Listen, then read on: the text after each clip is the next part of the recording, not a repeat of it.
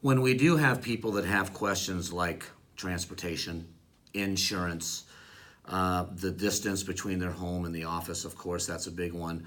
Let's take those one at a time.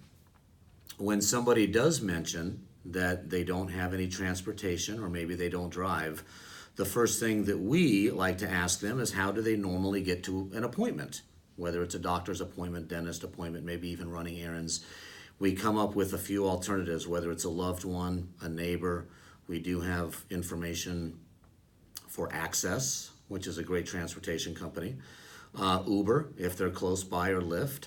There's a few different things that we have on our checklist that we can actually go down and bring up to people if they do have some transportation issues. The other objection, as we all know, people talk about is insurance. We try to stay as far away from that as we can. We let them know here at the call center that that's a great question. It's a great question to ask the doctor, and that's a big part of what the first exam is about, so they can come in and get answers to any questions like insurance. We almost make it sound like that's a great question that we would ask as well.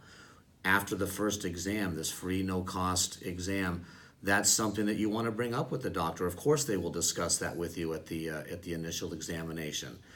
The third barrier or objection, if you will, that we hear about is the distance between where they live and where our offices are, especially with Corona, Walnut Creek, and Glendale, because the locations are a ways away from some of those offices.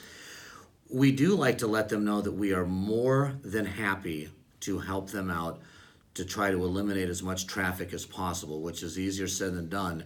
But what we can do is let them know, hey, how about we get you in the middle of the day where traffic is much lighter, coming and going.